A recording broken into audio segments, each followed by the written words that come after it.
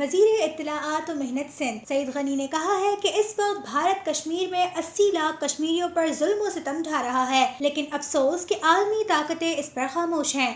میں یہ سمجھتا ہوں کہ اس وقت مقبوضہ کشمیر میں جو کچھ 80 لاکھ لوگوں کے ساتھ ہو رہا ہے وہ شاید دنیا میں کسی اور مقام پہ نہیں ہو رہا۔ جو مظالم بھارت نے کشمیریوں پر شروع کیے ہوئے ہیں اور اس پر جو بین الاقوامی طاقتوں کی خاموشی ہے وہ بھی انتہائی لمحہ فکریہ ہے۔ وزیر اعظم کو میں سمجھتا ہوں کہ آج تک تو آدھی دنیا کا دورہ کر لینا چاہیے تھا تاکہ کشمیر کا کیس تمام دنیا کے رہنماؤں کے سامنے رکھا جاتا۔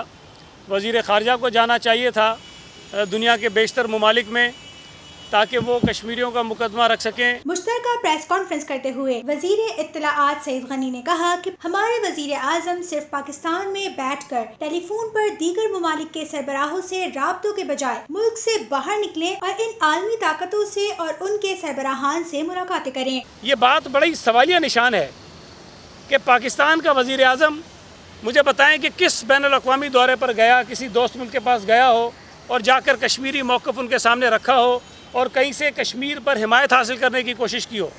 صرف وزیر خارجہ جہاں تک مجھے علم ہے صرف چائنا وہ گئے اور چائنا کو جا کر انہوں نے کوئی بات کی، جس کے بعد چائنا نے سیکیورٹی کونسل میں یہ ایشو اٹھایا، لیکن سیکیورٹی کونسل کے بھی جو دیگر ممبران تھے انہوں نے شاید ہمارے موقف کے مقابلے میں بھارتی موقف کو زیادہ وزن دیا۔ اس موقع پر آپ مجھے بتائیے کہ اتنی سنگین صورتحال ہونے کے باوجود آپ کا وزیر اعظم پاکستان میں ہی موجود ہے، کہیں نہیں گیا۔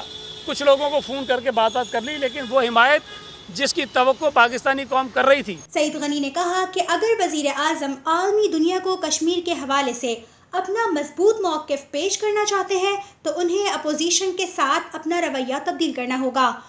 میں یہ سمجھتا ہوں کہ وزیر اعظم کو اگر اس قوم کے اندر یکجہتی پیدا کر کے یہ میسج پوری دنیا میں پہنچانا ہے تو اپوزیشن کی جماعتوں کے ساتھ آپ کو اپنے رویے درست کرنے ہوں گے۔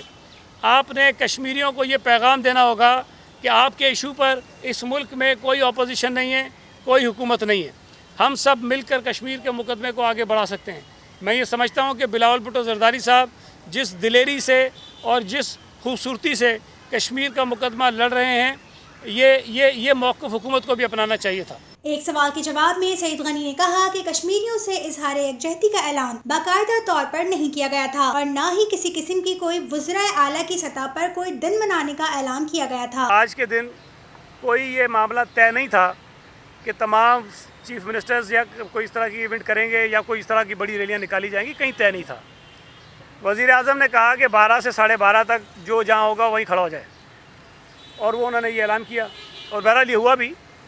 ہمارے جو لوگ جہاں تھے اسی طرح کھڑے رہے۔ اب آپ یہ کوئی طے تھوڑی تھا کہ پارٹی پرچم لے کر جانا ہے ہم نے۔ انہوں نے کہا کہ پاکستان پیپلز پارٹی کے تحت اپنے مظلوم کشمیری بھائیوں سے اظہار یکجہتی کے لیے 6 ستمبر کو ٹاور سے کراچی پریس کلب تک ایک عظیم الشان ریلی کا انعقاد کر رہی ہے۔ 6 ستمبر کے دن کراچی میں کشمیریوں کے ساتھ اظہار یکجہتی کے لیے ایک بڑی ریلی کا اہتمام کریں گے اور وہ ریلی انشاءاللہ تعالیٰ ٹاور سے شروع ہوگی اور کراچی پریس کلب تک آئے گی۔